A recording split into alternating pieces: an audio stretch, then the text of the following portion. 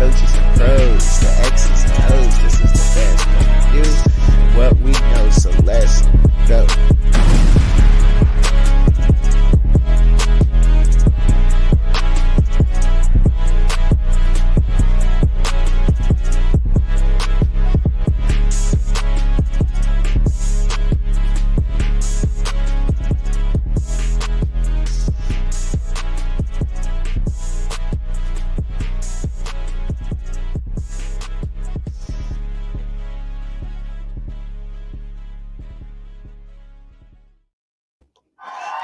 Yo, what's up with it, everybody? What's going on? Yeah, your boy is back. I'm back in my booth.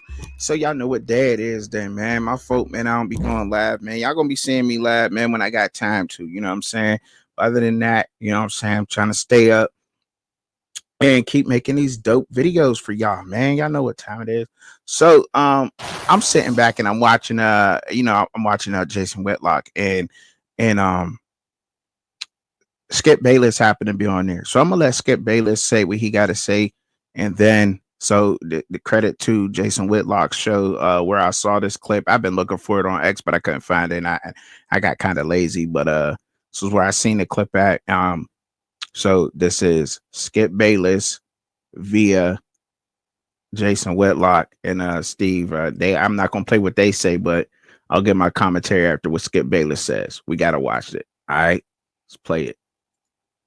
These players are doing things white players haven't been able to do in a long time. I have constantly pointed out that black players in football and especially in basketball have consistently proven to be, for the last 50 odd years, generally better than white players. Hasn't bothered me a bit that the NBA I have fanatically loved has been as high as 80% black players. Hey, if black players are the best players, I just wanted to see them play.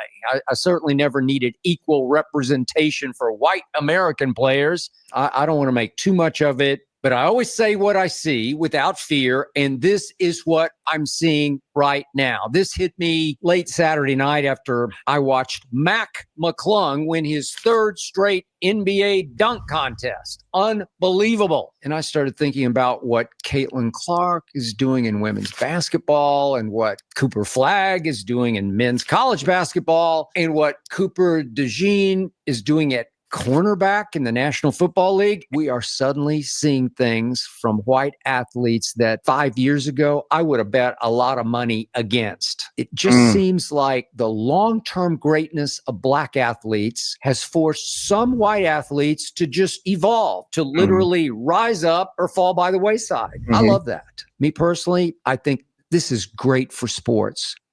I think so too. And I we know Whitlock goes on to say things like, because of single parent homes and you know what I mean? Like, I don't think it has nothing to do with a single parent home, right? A player being great or not, right? Because we got some of the greatest that came from single parent homes, right? Like, if I'm not mistaken, was it Deion Sanders? Wasn't he a single parent home? A lot of players throughout history in sports some of our greatest have been raised by only their mothers. Their dads show up later on in their careers once they already made it. But throughout their journey of high school football, college football, their dad's been absent until they're drafted, or same thing with the NBA, not around until they get there. Like LeBron James, one of the greatest we've seen in basketball. His mom has largely been there. His dad has never been there, ever. And Jason Whitlock goes in to say things like that. And he goes in to say things like that to purposely troll, to get attention or whatever else. But I want to speak on this because I think it's important to talk about white players versus black players because of the fact that it's true. There are a lot of white players that are becoming, once again, superstar. They've been getting there, but it's more apparent now. You're seeing it throughout. You're seeing it in the WNBA with Caitlin Clark. It's always been there, but I think they're shining a light on. They're looking at it different. Like a white cornerback was the last great white cornerback we have seen. I think Harrison from Minnesota, um, but then maybe John Lynch. So you see him popping up, right? But to bring this up and as such a topic and to say that for single parents, I don't think it has nothing to do with that. It starts at the level of babies, the baby level, right? Exposing them to sports, exposing them to different coaches, exposing them to children, right? So what comes with this comes with a story, right? We had a team, me and a guy up here that coach. We had a team. We put a basketball team together, and we took them to the largely Caucasian organization, right? Um, and and it was a team full of black kids, and we were new coaches, and I don't know if that has anything to do with it. I'm not saying it's a color thing or not, because I have no idea why we didn't get any other kids on the team besides the 6 kids that we knew. We're supposed to have 9 to a roster. I think we had like 6, 7 kids, and they were all black. And every team we played, we wound up blowing them out by like 20. The kids were afraid to play against them. Yeah, of course we were. We had a couple of kids on there that were just levels of like really athletic kids. We had about 3. I counted like maybe 4, 3 or 4 kids that were very athletic. But other than that, they would play a lot. Everybody was tough. I'm sorry. Excuse me. We had 1 white kid on our team. Yes, we did. Shout out to him. Yes, we did. Yes, we did. And his parents were great. And he played the whole season with an all-black team, only being the only white kid on the team. And this year, he was one of the league's best kids. So not this year, but last year, he played on our team, dominated the league, been around, hung and knew how to. He had to keep up athletically. He tried to keep up his best. He worked hard. He worked and practiced with these kids, and he learned. And now his counterparts, right? His Caucasian counterparts in the league this year, it was like night and day. He was from being like an okay kid, because he wasn't bad. He was definitely okay. You know what I mean? He's okay to being like one of the league's best kids. You know what I'm saying? To where they're like, he's an impact player on his team. You know what I mean? Like if he's not on his team, like his team has no shot of winning. You know what I mean? Not at all. Like he was the star on his team this year.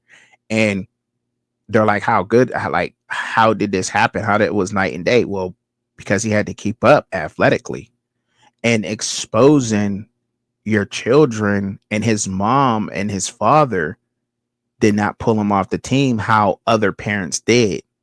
Now, I wasn't the head coach. I was only the assistant, so I didn't have the proof that it was, but we supposed to had 9 kids on the roster. We only wound up having 6 of them.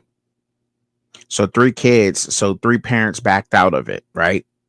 You know what I mean? And I don't understand why that happened, but however, he wound up being one of the best kids. And it was proven that, see, you go and you become part of your environment. We all are human, no matter what our backgrounds are, no matter what. We adapt to our atmospheres.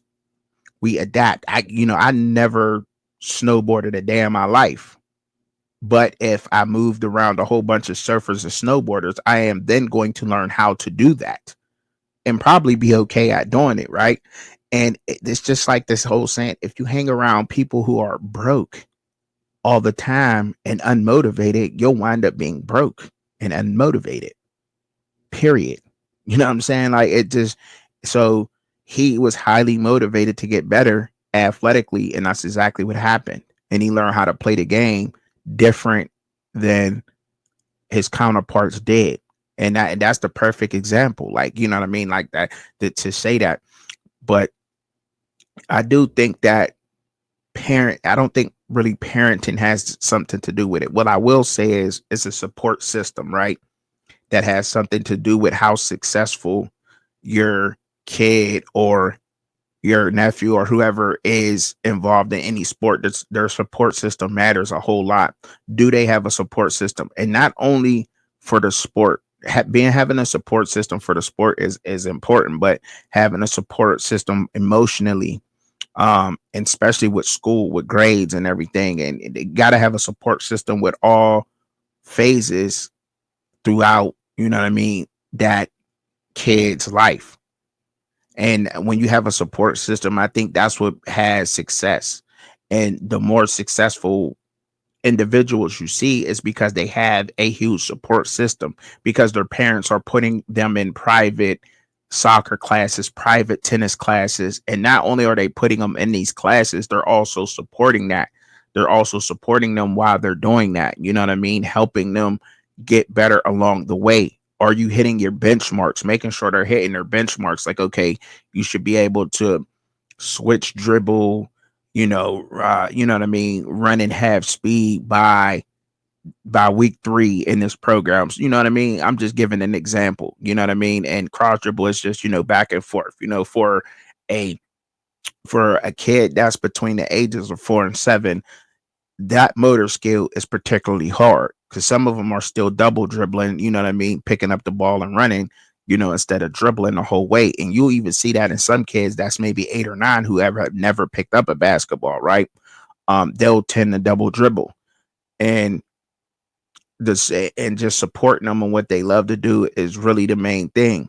And you're going to get the best out of them. And it's just not with sports. And I don't think that enough people do that neither.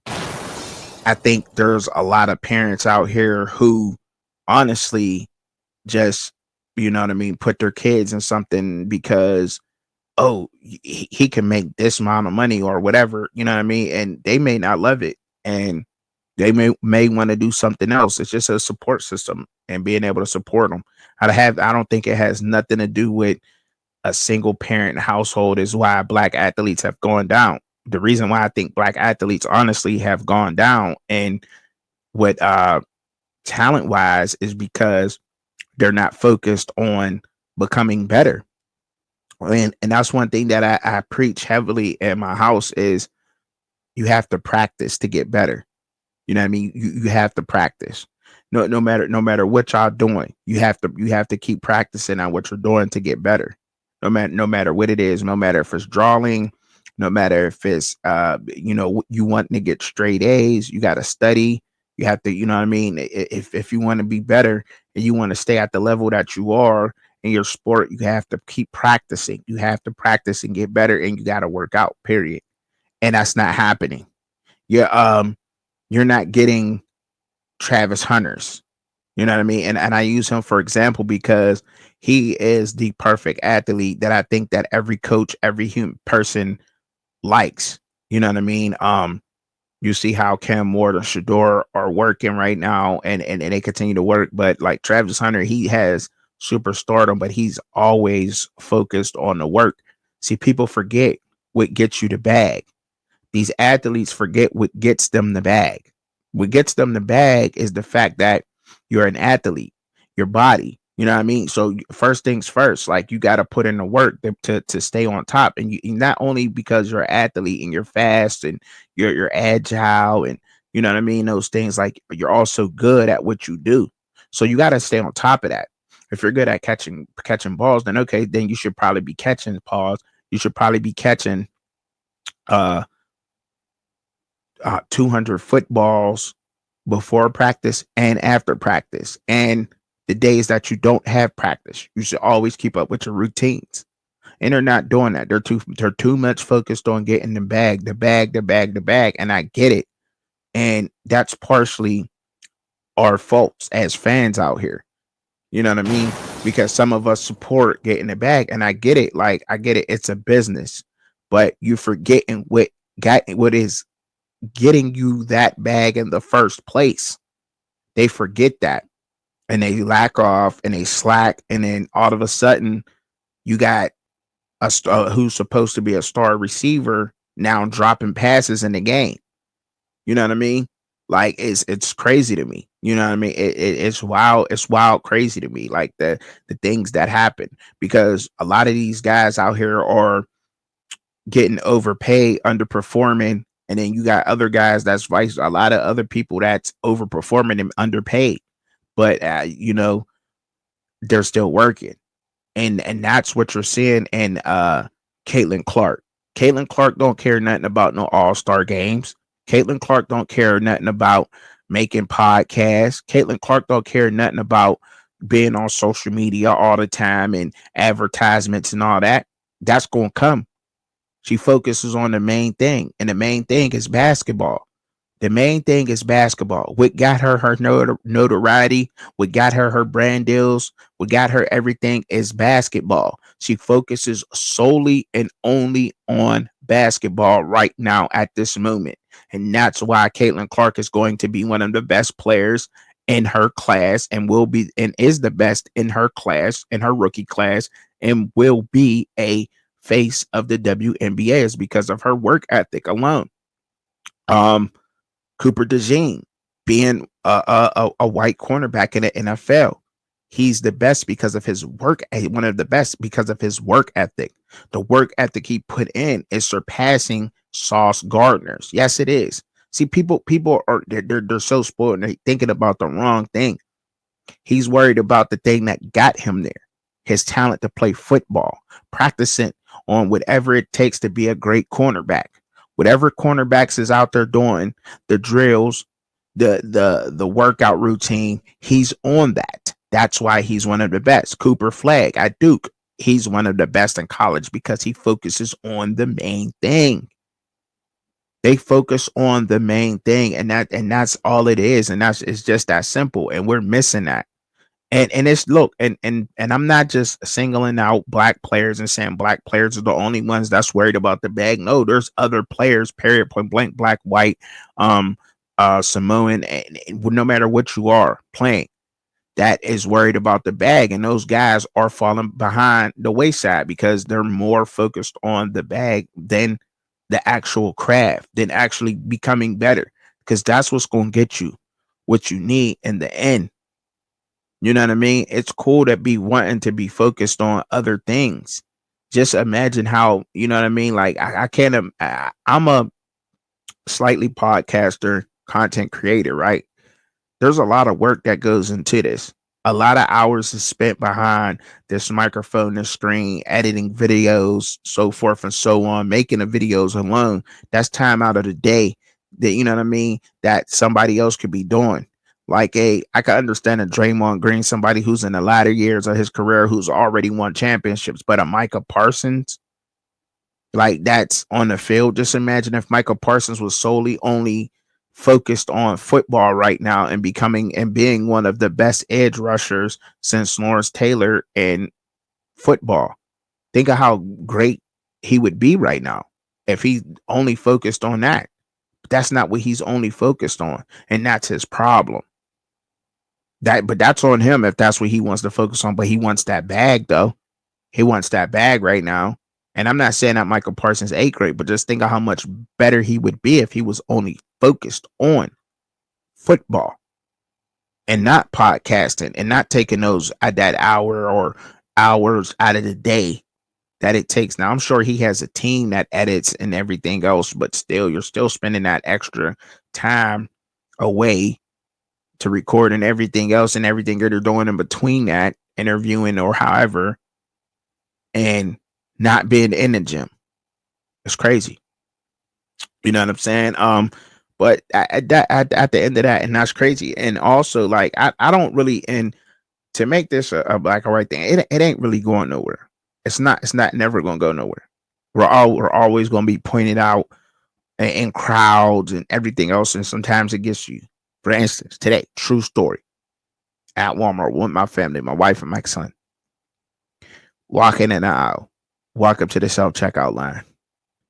Immediately, a young Muslim young lady comes and stands almost directly by me to make sure that getting my stuff. So we're walking towards the exit to get back to the car. The other section of self checkout at Walmart was completely filled. Caucasian people, right? And there was no workers there. Not one person was there. Not one person was there. And sometimes that gets to me. But and I said something out loud, said something about that. And not all the time do I let little things like that get to me, right? Not all the time. But this is, you know what I'm saying? It's not going to go nowhere. It's not. Don't mean that I got to be ignorant and belligerent about things, you know what I'm saying? Because it's not going to go nowhere. But it's there. And I can't stand when people say, don't speak about it, don't bring things up. Well, when shit like that happens, and you know what I mean, you have no choice. But until people stop doing shit like that, that's when things will stop. But I don't think that this is a white or black thing, though. This what as far as sports go. I just want to, feel like it telling that little quick story or whatever. But I don't think this is a white or black thing with the players throughout the NFL and college basketball. I think you're just seeing players that are focused, and it just seems like a lot of our African American players are not focused on their craft. Like Aston Genty is a rarity. Nobody talks about how much work Aston Genty puts in. Like I know he was at Boise, he ran for 2,000 yards, but nobody really talks about that. You know what I mean? Nobody really talks about that, bro. How much work he puts in. And being up at Boise maybe was a very good thing for Aston Genty, going to Boise State and being focused on his craft and what he does best. You know what I'm saying? Nobody wants to talk about that, but nobody, and I haven't heard a lot of people talk about McClung winning the dunk contest 3 years in a row neither. I haven't heard a lot about that, which is crazy to me because, yeah. You remember the old movie White Man Can't Jump? Well, damn it, they jumping out the gym now. He's doing things that I think you used to try to do creatively, like, you know what I mean, think in your head. He's bringing it to life. He's in the G League, but he's solely focused on his craft. He is solely focused on his craft, and it's shocking the world. Nobody is dunking better than him right now. And if they can't, they're just not getting there because they're not working as hard. See, a lot of people are getting comfortable with the place that they're in, and they're not working on their craft, dude. And you're seeing that so much, and it happens so much more. But I do think it starts off with being young and exposing your kids to different scenarios while they're young. I'm telling you, I think it has all, like, I've seen it firsthand. Like what I talked about in the beginning of the video, I've seen it firsthand. I'd be damned if my eyes are deceiving me. It is exactly what it is. Get them in line early, and try to instill this in your kids and your household first, because when they go out there in the world, they'll be prepared for these situations and the things that's going to come up, because and making sure they always got that support system is important, because if not, then we're just going to keep on getting surpassed. Rather it's by people coming from other countries and becoming superstars in American sports, because the work ethic sucks. It sucks here. Our work ethic is way down in America, period. And it's just it is really somewhat of an excuse that I get to bring up our work ethic in America from sports, because it's just not sports, it's everything out here. Our work ethic is horrible compared to what our grandfathers and our, you know what I mean, our uncle, our older people in our family. You know, it's nothing compared to what they did at all. Nothing. You hear me? We are so pampered, and still right now, and it's still going on today. Nobody's putting in the work. Nobody wants to try to create something on their own. They only want to talk about somebody else. They only want to sit around and criticize somebody else on what they're doing wrong, instead of them getting up off their ass and trying to do something themselves. And not even trying to support the person who is doing something for themselves or trying to build something for themselves, because they're not happy with themselves, period. And that's just what's going on. Just getting a spoiled culture who's not happy. People are not happy with themselves. So if you're doing something, I'm not going to support what you're doing because I'm not doing it. So I automatically don't like what you do. But just think about it. And y'all let me know what y'all think down in the comments, man. You know what I mean? Do you agree or disagree with Whitlock, man? Do you think that this is like more of a single parent thing, or what do you think this comes from? Do you agree with me? Do you disagree with me? And why? That's what I want y'all to put down in the comments for me. If you agree with me or you disagree with me and why, let's get the conversation started. I would love to have a conversation about this, man. For real. And I appreciate y'all tuning in, man, because y'all ain't had to be nowhere, but y'all here with me. Sports with Trek and Chubby, man. Subscribe to the channel. Hit that like button, y'all. Share it. Peace. Yes, sir.